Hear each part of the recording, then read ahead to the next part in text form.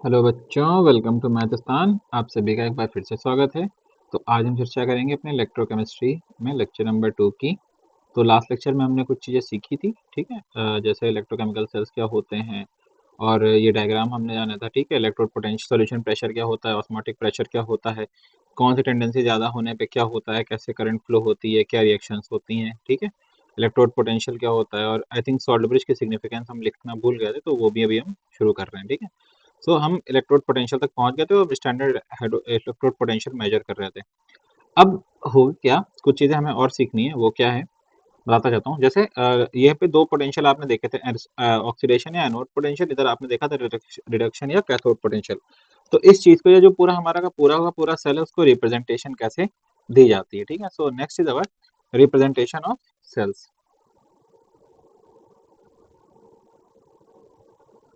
Next is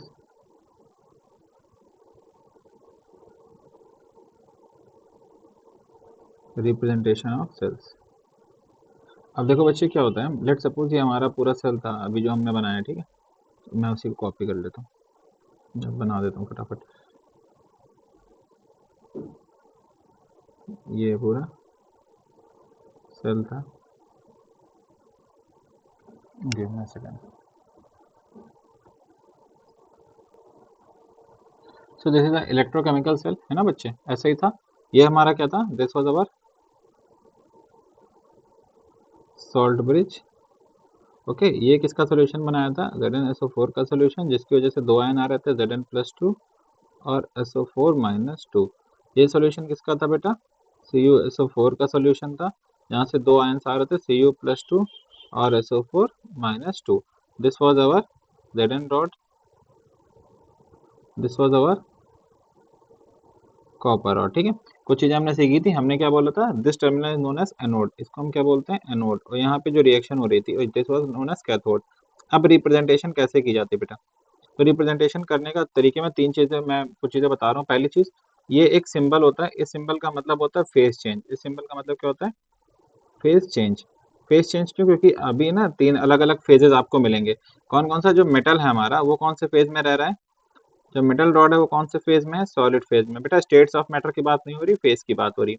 जो हमारा solution है वो कौन से फेज में है, सॉल्यूशन या आयंस कौन से फेज में है, they are in aqueous phase. कौन से फेज में है, एक्वस फेज में। अभी गैस भी आएगा, सॉलिड भी आएगा, अलग अलग चीजें आती हैं। और ये this symbol is used for salt bridge. इस सिंबल क्यों यूज करते हैं, this is for salt bridge. और सेल रिप्रेजेंटेशन कैसे करते हैं, सेल रिप्रेजेंटेशन का तरीका होता है, सेल रिप्रेजेंटेशन कैसे करते हैं, सेल रिप्रेजेंटेशन में हमेशा इधर साइड एनोड लिखा जाता है और फिर सॉल्ट ब्रिज जोड़ते हैं और फिर क्या लिखते हैं बेटा, कैथोड। एनोड, सॉल्ट ब्रिज और कैथोड। पहले लिखेंगे एनोड, फिर लिखेंगे सॉल्ट ब्रिज और फिर लिखेंगे कैथोड, ठीक है। This is the cell representation. Cell representation हमेशा ऐसे की जाती है। अब एनोड और कैथोड कैसे रिप्रेजेंट करेंगे, अगर मैं बात करूं एनोड की, किसकी बात करूं बेटा, एनोड की। तो जो प्रोसेस हो रही होती है वो लिखी जाती है। प्रोसेस क्या हो रही है, प्रोसेस ये हो रही है, एनोड पे जो Zn है, जो कि कौन से फॉर्म में, सॉलिड फॉर्म में, वो किसमें कन्वर्ट हो जा रहा है, Zn+2।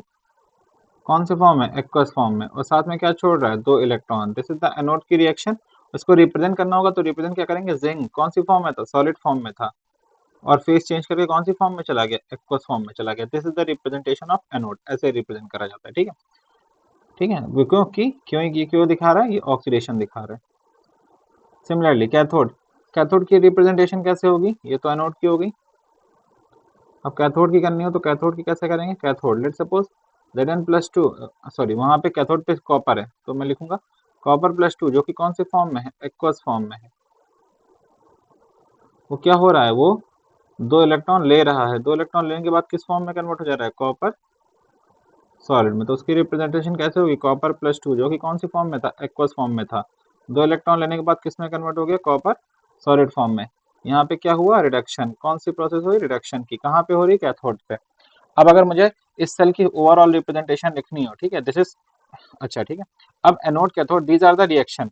तो अगर मैं इन दोनों को जोड़ दूं तो मुझे मिलेगी फुल सेल रिएक्शन। दोनों को जोड़ने पे क्या मिलती है बेटा, दोनों को जोड़ने पे हमें मिलती है फुल सेल रिएक्शन। क्या मिलती है, full cell reaction. Anode reaction और कैथोड रिएक्शन दोनों को जोड़ दो तो फुल सेल रिएक्शन मिलती है, जो कि क्या हो जाएगी, जिंक, जो कि कैसा है, सॉलिड, प्लस Cu+2, जो कि कैसा है, एक्वस, ये दोनों आपस में कंबाइन, इनके बीच रिएक्शन हो रही है और मिल क्या रहा है Zn+2 जो कि कैसा है एक्वस, प्लस कॉपर जो कि कैसा है सॉलिड। और दो इलेक्ट्रॉन से दो इलेक्ट्रॉन क्या हो जाएंगे बेटा, कैंसिल आउट हो जाएंगे, ठीक है।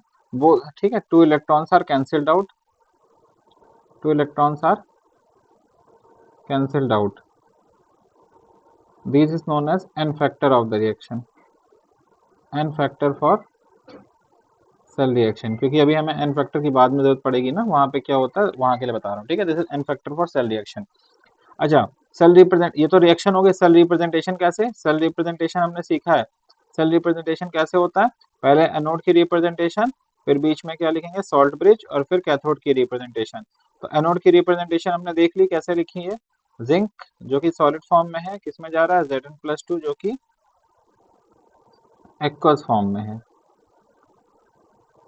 फिर सॉल्ट ब्रिज, फिर कैथोड की रिप्रेजेंटेशन जहां पे Cu+2 कौन सी फॉर्म में है, एक्वस फॉर्म में, जो कि किस में जा रहा है Cu, कौन सी form, solid form. So this is the whole cell representation of this cell जो हमने अभी देखा, ओके।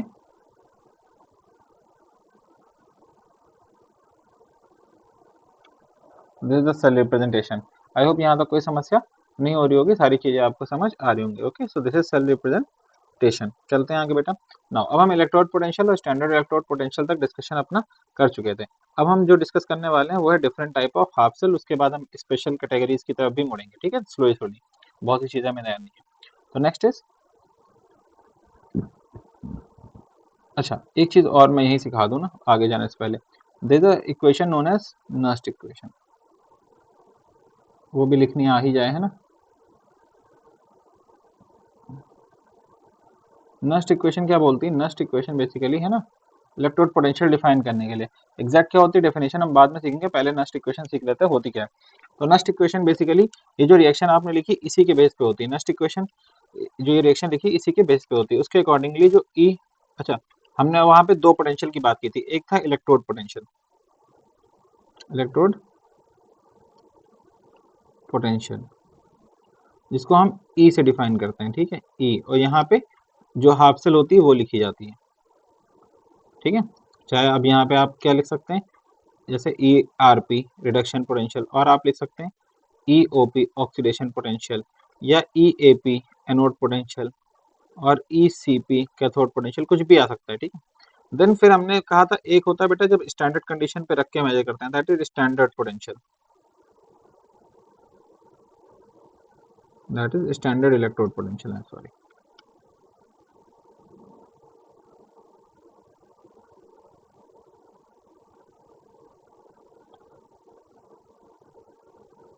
स्टैंडर्ड इलेक्ट्रोड पोटेंशियल के केस में बस ये ई के ऊपर नॉट आ जाता है, बाकी सारी चीजें सेम रहती हैं। जैसे ये हो जाएगा ई नॉट आर पी, ये हो जाएगा ई नॉट ओ पी, या हम लिख सकते हैं ई नॉट ए पी और ई नॉट सी पी। हमको पता है ये जो वैल्यू होती है this is fixed, standard value क्या रहती है फिक्स्ड। इनमें क्या रहता है वेरिएशन, इनमें क्या रहता है वेरिएशन। ये फिक्स क्यों होती है, because measured at standard condition या fixed condition, because measured at either you can say fixed conditions or you can say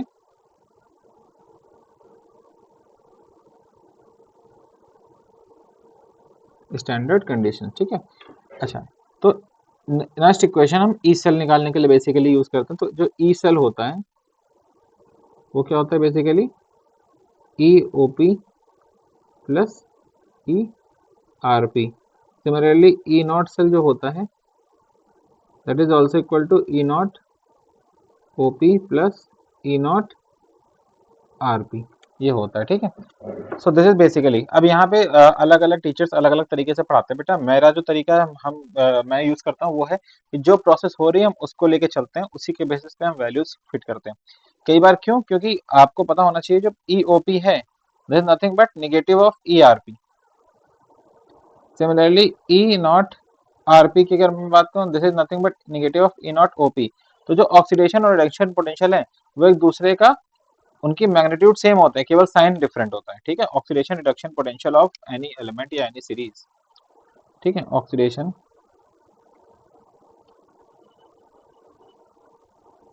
and reduction potential of any element has same magnitude but opposite sign, has same magnitude, यानी कि numerically value same होगी but opposite sign, यानी कि magnitude क्या रहने वाला है इनका, सेम, मैग्नीट्यूड नहीं चेंज होगा बट साइन क्या हो जाएगा, अपोजिट हो जाएगा, साइन क्या हो जाएगा, अपोजिट हो जाता है क्योंकि रिएक्शन अपोजिट हो जाती है, ठीक है। तो बेसिकली हम इस सब के लिए नेक्स्ट इक्वेशन का यूज करते हैं। अब नेक्स्ट इक्वेशन कैसे यूज करते हैं वो भी मैं बता देता हूँ। लेट सपोज अगर मुझे ई सेल निकालना है, ठीक है, क्या निकालना है, सॉरी ई नॉट, अगर कोई रिएक्शन है रिडक्शन पोटेंशियल की, ठीक है, लेट सपोज रिडक्शन की रिएक्शन है, तो रिडक्शन की रिएक्शन कैसे होगी, ये लिखा होगा कि लेट सपोज अभी जैसे हमारा कोई भी था मेटल जो कि n प्लस एक्वस फॉर्म में था और वो n इलेक्ट्रॉन एक्सेप्ट करके सॉलिड फॉर्म में आ जा रहा है, सॉलिड फॉर्म में आ जा रहा, उसके लिए जो ई नॉट आर पी है वो क्या होगा, मेंशन्ड होगा क्वेश्चन में। और मेंशन क्यों होगा, क्योंकि ये वैल्यू क्या रहती है, फिक्स रहती है। तो नेक्स्ट तो हमसे क्या फाइंड करवाएगा, हमसे फाइंड करवाएगा ई आर पी, क्या फाइंड करवाएगा कि आप क्या फाइंड करके दीजिए, ई आर पी। अगर ई आर पी हमें निकालना है तो हम कैसे निकालेंगे, ई आर पी निकालने का सिंपल सा तरीका होता है, हम नेक्स्ट इक्वेशन लगाते हैं। नेक्स्ट इक्वेशन कहते हैं कि जो ई आर पी है that is nothing but E not R P minus 0.0591 upon, sorry पहले तो मैं पूरा लिख दूं, है ना, जो नेक्स्ट इक्वेशन बोलेगी, that is E R P is equal to E not R P, 1 minute, या E not R P minus 2.303 R T by N F log. Log के बाद आता है क्यू सी। क्यू सी क्या होता है बेटा, Q C is the reaction quotient, Q C is the reaction quotient similar to K C, similar to K सी, हमने के सी पढ़ा है, के सी क्या होता है, इक्विलिब्रियम कांस्टेंट, के सी क्या होता है, इक्विलिब्रियम कांस्टेंट। दोनों में डिफरेंस क्या है जब हम पढ़ेंगे तब जानेंगे, बट अभी बता दूं, Q C equal to K C, Q C और के सी बराबर होते हैं कब, when reaction is at equilibrium, when reaction is at equilibrium, ये पहली चीज ध्यान रखेंगे। दूसरी चीज मैं जो यहाँ बताना चाहूंगा, K C exist only when there is equilibrium, otherwise only Q C exist, K C exist only at equilibrium, otherwise only Q C exist. अगर रिएक्शन इक्विलिब्रियम पे नहीं है तो के सी कभी भी एग्जिस्ट नहीं करेगा, केवल और केवल कौन एग्जिस्ट करेगा, क्यू सी एग्जिस्ट करेगा, कौन एग्जिस्ट करेगा, क्यू सी एग्जिस्ट करेगा, ठीक है बेटा। अच्छा ठीक है, तो जैसे के सी लिखते हैं वैसे क्यू सी लिखते हैं, तो क्यू सी क्या था, कैसे लिखा जाएगा, क्यू सी यहाँ पे अगर मैं इस रिएक्शन के लिए क्यू सी लिखूँ तो क्यू सी क्या हो जाएगा, क्यू सी हो जाएगा बेटा, क्यू सी कैसे लिखा जाता है, ऊपर लिखा जाता है प्रोडक्ट और नीचे लिखे जाते हैं रिएक्टेंट, ऊपर लिखा जाता है प्रोडक्ट और नीचे लिखा है प्रोडक्ट की कंसंट्रेशन और नीचे लिखी जाती है रिएक्टेंट की कंसंट्रेशन, ठीक है। और रिएक्टेंट में भी हमें पता है, for solids and liquid it is taken as unity, for solid and liquid concentration is taken as unity, केवल प्रेशर गैसेस में देखा जाता है, या एक्वस में concentration is taken as unity, taken as, तो कंसंट्रेशन को हम कैसे मान के चलते हैं, यूनिटी। अगर हम कंसंट्रेशन को यूनिटी मान के चलेंगे तब क्या होगा बेटा, ये जो रिएक्शन है इसके लिए क्यूसी हो जाएगा, Q C will be equal to, ऊपर क्या हो जाएगा प्रोडक्ट, प्रोडक्ट में है सॉलिड यानी कि concentration of metal in form of solid, और नीचे हो जाएगा concentration of metal plus in form of aqueous. अब सॉलिड के लिए तो कितना मान के चलेंगे हम, यूनिटी, तो हम क्यूसी को क्या लिख सकते हैं, क्यूसी सिंपली हो जाएगा बेटा हमारा 1 upon concentration of M N plus aqueous, ठीक है, ये चीज। अगला, तो अगर मुझे ई आर पी लिखना हो so E R P will be equal to E not R P, जो कि मुझे क्वेश्चन में मेंशन होगा, minus 2.303 R T by N F हो जाएगा लॉग, और क्यू सी की जगह कितना लिखेंगे, 1 upon M N plus which is in the form of aqueous medium, which is in the form of aqueous medium. I hope यहाँ तक कोई समस्या नहीं होगी।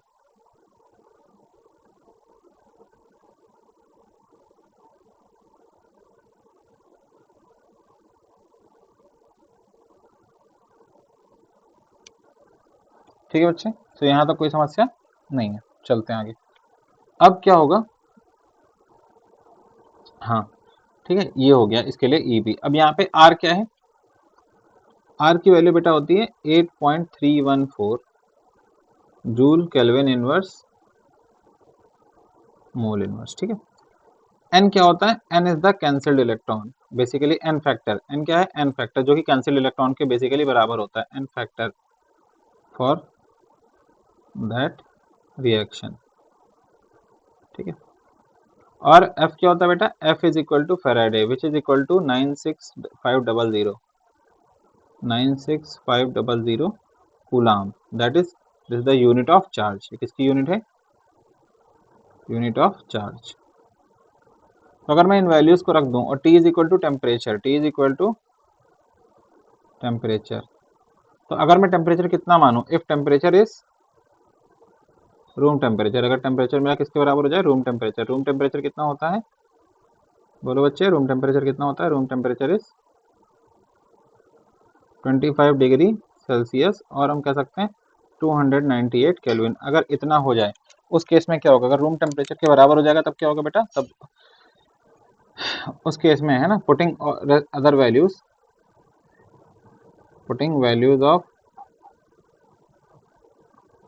आर एंड एफ, आर और एफ की वैल्यू पुट कर देंगे तो जो हमारी नेक्स्ट इक्वेशन बन के आएगी वो जाएगी E reduction potential is equal to E not reduction potential minus, सारी वैल्यू सॉल्व करने के बाद तो 0.0591 अपॉन एन, एन नहीं चेंज हो सकता, ठीक है, log 1 upon M N plus aqueous. This will be the next equation for this half cell of reduction potential. हमेशा रिडक्शन पोटेंशियल ही क्यों, ऑक्सीडेशन के लिए क्या होगा, जैसे रिडक्शन के लिए निकाला वैसे ही बेटा ऑक्सीडेशन पोटेंशियल के लिए। तो ऑक्सीडेशन पोटेंशियल के लिए कैसे निकालेंगे, लेट सपोज हमारे पास एक रिएक्शन है ऑक्सीडेशन की, जो कि क्या है, एम जो कि हमारा सॉलिड फॉर्म में था वो किस में कन्वर्ट हो गया, M N plus aqueous form में। प्लस कितने इलेक्ट्रॉन छोड़े उसमें, दो इलेक्ट्रॉन, एन इलेक्ट्रॉन, कितने इलेक्ट्रॉन छोड़े, एम एन प्लस बनाया ना, एन इलेक्ट्रॉन। इसकी जो रिप्रेजेंटेशन होगी, रिप्रेजेंटेशन कैसे करेंगे, रिप्रेजेंटेशन कैसे करेंगे, रिप्रेजेंटेशन होगी एम जो कि सॉलिड फॉर्म में था किस में कन्वर्ट हो गया, एम एन प्लस जो कि अब एक्वस फॉर्म है। ठीक है, अब अगर मुझे, अब ये कौन सी रिएक्शन है, ऑक्सीडेशन, तो अगर मुझे ई ई नॉट ओ पी वो क्या करके देगा, मेंशन करके देगा, mentioned as it is fixed, क्योंकि ये क्या रहता है, फिक्स्ड। और हमसे पूछेगा क्या, हमसे पूछेगा कि आप क्या बताइए हमें ई ओ पी, या बोलेगा ई एनोड पोटेंशियल बताइए, ऑक्सीडेशन पोटेंशियल बताइए, तब हम क्या करेंगे। ठीक है, और कई बार क्या लिख के देगा, जैसे सेल रिप्रेजेंट है वैसे ही रिप्रेजेंट करके देगा, एम एम एन प्लस ऐसे रिप्रेजेंट करके देगा। इन तीनों में से किसी भी फॉर्म में आपको इक्वेशन में मिल सकता है, क्वेश्चन में। ठीक है, तो घबराना नहीं है। अच्छा, वो तो ठीक है, मिल जाएगा, देख लेंगे। लिखेंगे कैसे, लिखने का तरीका, अब इसके लिए अगर मैं क्यूसी लिखूं, क्योंकि क्यूसी की हमको जरूरत पड़ेगी, तो हम पहले लिख लें। तो क्यूसी क्या हो जाएगा, ऊपर होता है कंसंट्रेशन ऑफ प्रोडक्ट, नीचे होता है कंसंट्रेशन ऑफ रिएक्टेंट। तो कंसंट्रेशन ऑफ प्रोडक्ट आ जाएगी एम एन प्लस, जो कि कौन सी फॉर्म में है, एक्वस फॉर्म में, और नीचे आ जाएगा कंसंट्रेशन ऑफ एम जो कि कौन सी फॉर्म में, सॉलिड फॉर्म में। बट सॉलिड वाले को तो क्या ले लेते हैं हम, यूनिटी। तो क्यूसी की वैल्यू कितनी आ जाएगी, क्यूसी सिंपली हो जाएगा M N plus aqueous form वाला। ठीक है, this will be our Q C. तो अगर मैं अब नेक्स्ट इक्वेशन में वैल्यू पुट करूं, तो नेक्स्ट इक्वेशन में वैल्यू पुट करेंगे तो हो जाएगा E O P will be equal to E not O P minus 2.303 R T by N F log Q C होता है, क्यूसी पहले मैं एक बार लिख देता हूँ ना। तो ई ओ पी जो फाइनली बन जाएगा, क्योंकि क्यूसी की तो हमने वैल्यू निकालनी, तो E O P will be equal to E not O P minus 2.303 R T by N F, और ये हो जाएगा लॉग क्यूसी की जगह कितना हो जाएगा बेटा, M N plus aqueous, M N plus aqueous. ठीक है, एक ये इक्वेशन बन गई।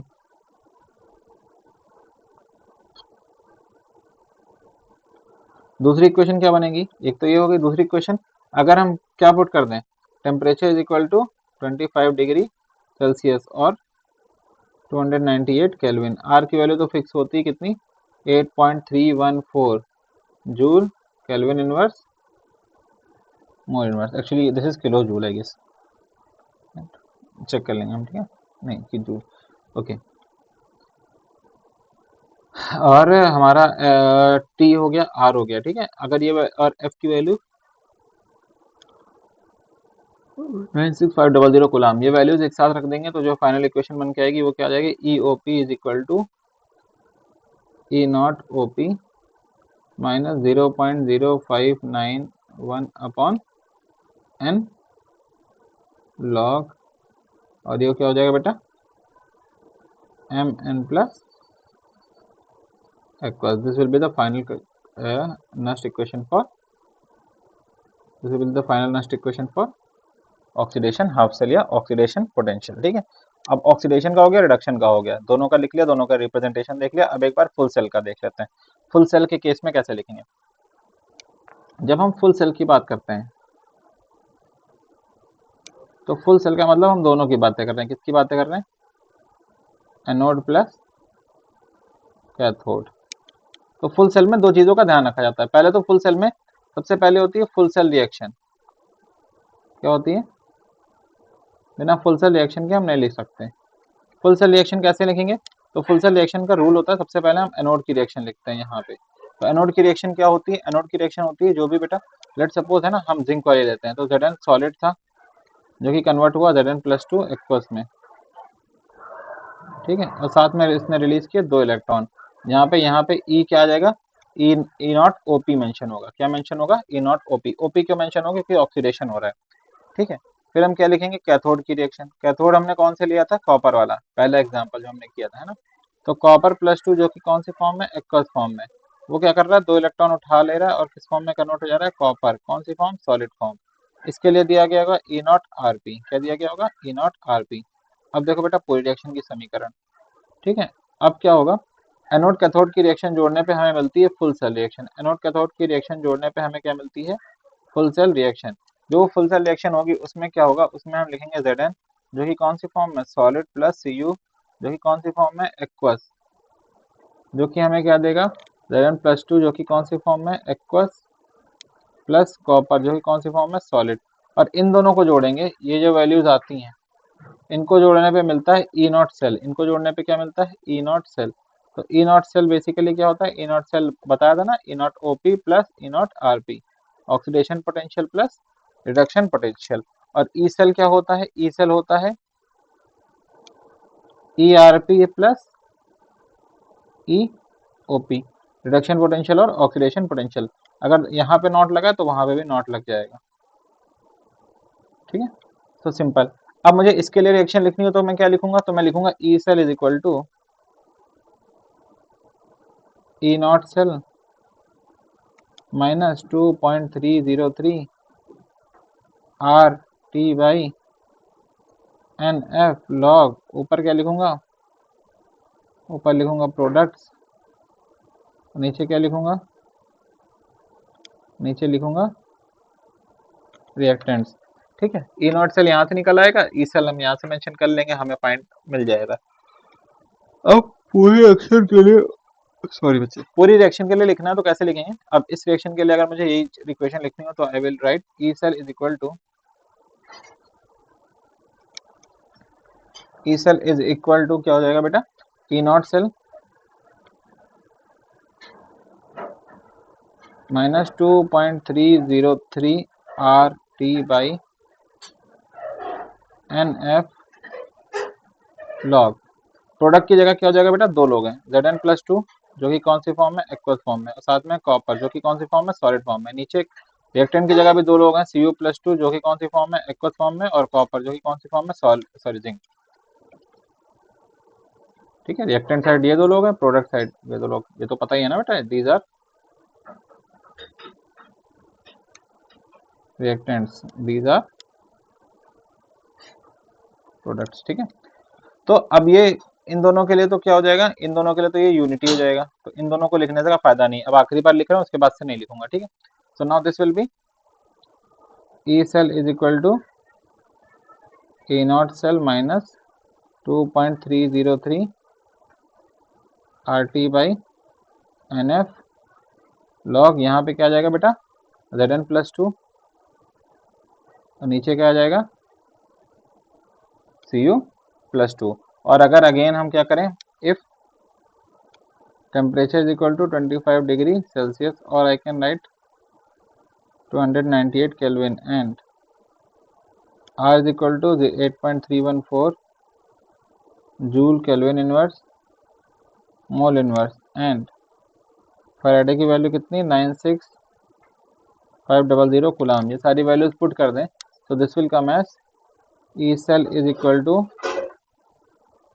ई not cell minus 0.0591 upon NF, यहाँ पे जाएगा लॉग, अंदर बचेगा Zn प्लस 2, नीचे बचेगा Cu प्लस 2। आई होप यहाँ तक आपको समझ आता होगा, इसमें कोई दिक्कत नहीं। This is how we write the next equation. मैंने आपको नेक्स्ट इक्वेशन लिखना सिखाया है सो दैट आपके न्यूमेरिकल बन जाए और आपको कोई समस्या ना हो। बाकी क्या एग्जैक्टली होता है, कैसे चलता है, वो हम धीरे धीरे अभी क्लास के जैसे प्रोग्रेस होगी वैसे सीखते रहेंगे, ठीक है बच्चे। Now next we will discuss about different type of half cells. Okay, so our next heading is different types of half cells.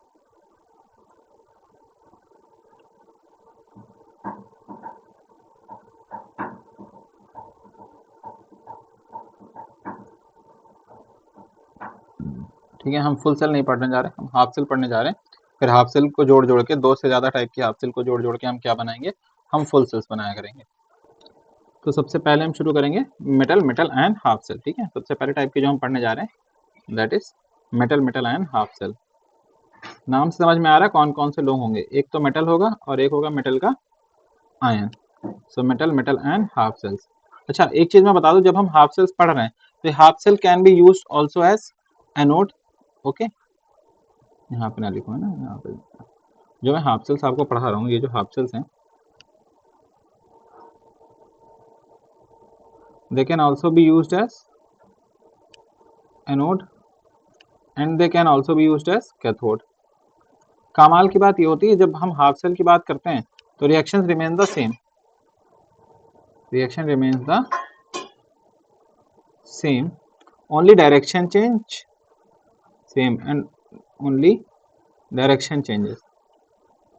केवल क्या चेंज होता है, डायरेक्शन। तो हम एनोड और कैथोड दोनों के हिसाब से हाफ सेल कैसे आता है ये लिखेंगे। ठीक है, तो metal, metal and half cell की जब हम बात करते हैं तो एक अपनी अच्छी सी हाफ सेल बना लेते हैं, बार बार हमारे वही काम आएगी। ठीक है, गिव मी अ सेकंड।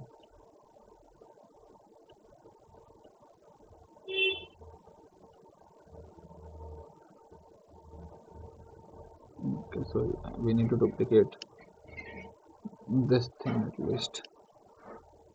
थोड़ा बाद में बार बार बना लेंगे, दिक्कत ही।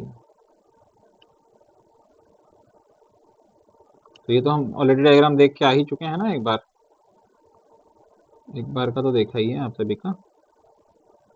ओके, तो this is our metal, metal and half cell. ठीक है, तो this is our metal, metal and half cell. तो यहाँ पे दो चीजें हो सकती हैं, यहाँ से let suppose this is metal and this is metal ions, तो दोनों वे पॉसिबल है। मेटल मेटल आयन में कन्वर्ट हो सकता है और मेटल आयन मेटल में डिपॉजिट हो सकता है, दोनों सेट चल सकता है। ठीक है, तो यहाँ पे बेसिकली दो लोग होंगे, एक होगा हमारा मेटल दैट इज M और एक होगा मेटल का ion that is Mn plus. This is the simplest of half cell. तो अगर मुझे ऑक्सीडेशन के रूप में इसको यूज करना हो तब मैं कैसे यूज करूंगा, if I have to use is oxidation half cell. ठीक है, पहला when used as oxidation half cell.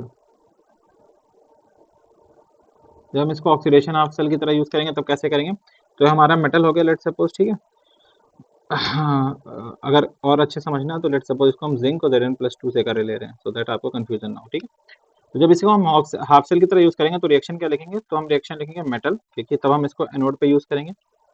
ठीक है, और रिएक्शन क्या लिखेंगे, मेटल जो कि कौन सी फॉर्म में, सॉलिड फॉर्म में, वो किस में कन्वर्ट हो जा रहा है, मेटल एक्वस फॉर्म में, और साथ में क्या रिलीज कर रहा है, एन इलेक्ट्रॉन्स। क्या रिलीज कर रहा है, एन इलेक्ट्रॉन्स। ये हो जाएगा, ठीक है, ये इसकी रिएक्शन है पहली चीज।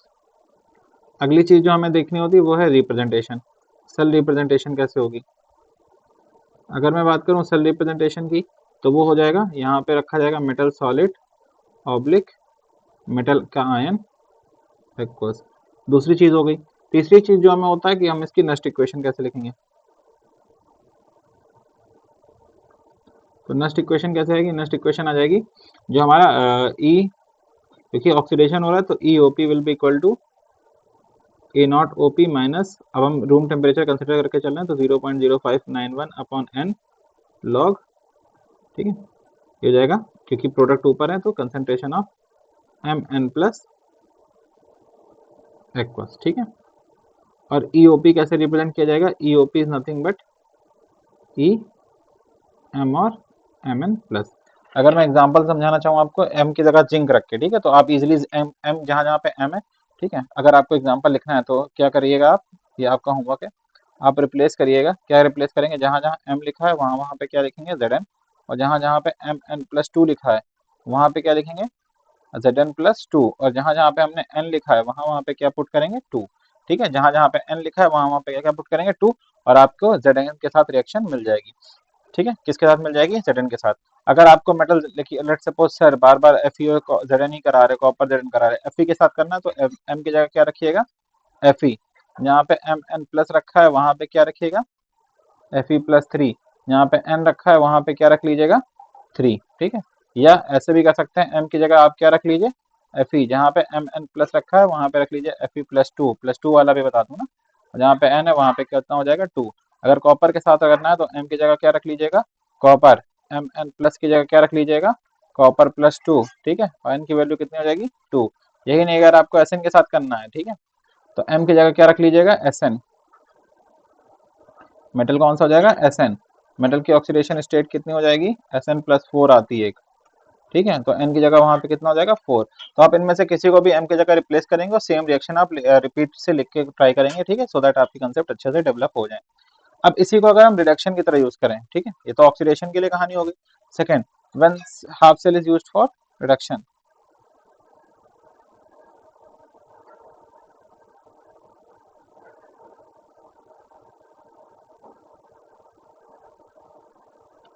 जब रिडक्शन के लिए यूज करेंगे तब क्या करेंगे, so we will write cathode,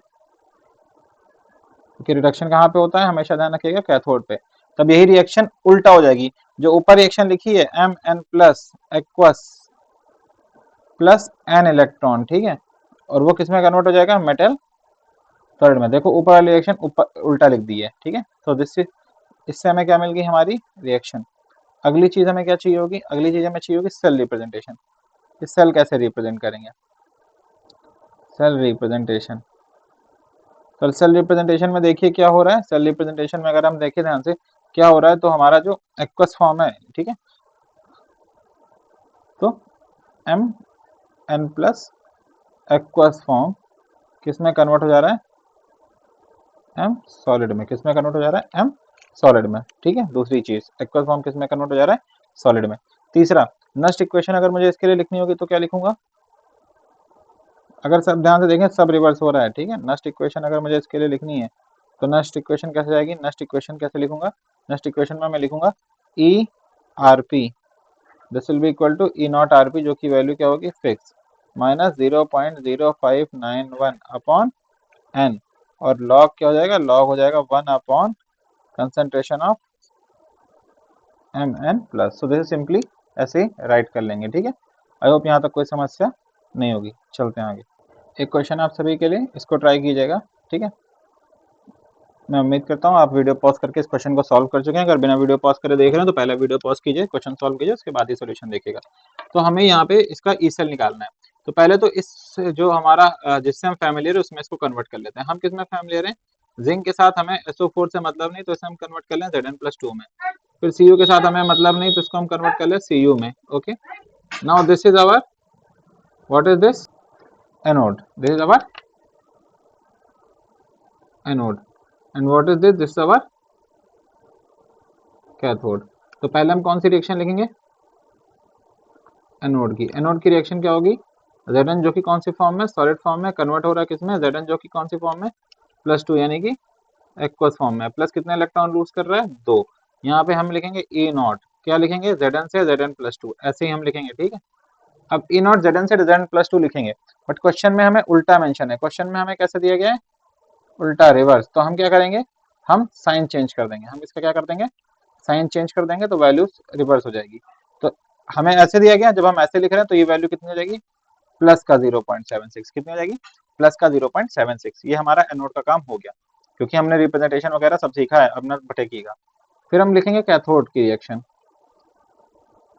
तो कैथोड के केस में क्या हो जाएगा, ये हो जाएगा Cu+2 जो कि कैसा है, एक्वस है, plus 2 electron, that will give you copper solid form वाला, ठीक है। अब दोनों को हम क्या करेंगे, और या दोनों को हम जोड़ देंगे, दोनों को जोड़ देंगे तब ये क्या बन जाएगा बेटा, ये बन जाएगी full cell reaction.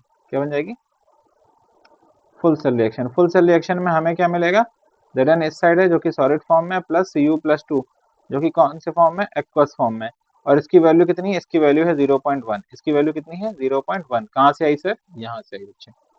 Gives you Zn+2 aqueous जिसकी वैल्यू कितनी है 0.01, कितनी है 0.01, कहाँ से आई, यहाँ से, प्लस कॉपर सॉलिड फॉर्म में, ठीक है। अच्छा यहाँ पे एक चीज मैं भूल गया, इस रिएक्शन के बाद हम क्या लिखेंगे, ई नॉट, कॉपर +2 से कॉपर आ रहा है ना, तो कॉपर +2 ऑब्लिक कॉपर। और कमाल की बात है, जैसे हमने नीचे लिखा उसी वे में ऊपर भी मेंशन है, तो हमें कुछ नहीं करना है, इसको ऐसे लिख देना है। इन दोनों रिएक्शनों को जोड़ने पे क्या मिलता है, ई नॉट सेल, क्या मिलेगा, ई नॉट सेल, क्योंकि यहाँ पे हमें मिली फुल सेल रिएक्शन, और ये हो जाएगा बेटा 0.76 प्लस 0.34, जिसको जोड़ने पे कितना आता है 1.10 वोल्ट। ओके, अब हमें सारी चीजें मिल गई। अब हमारा फाइनल फॉर्मूला पुट करेंगे, तो नेक्स्ट इक्वेशन बोलती है कि ई सेल जो होता है, this is nothing but E not cell.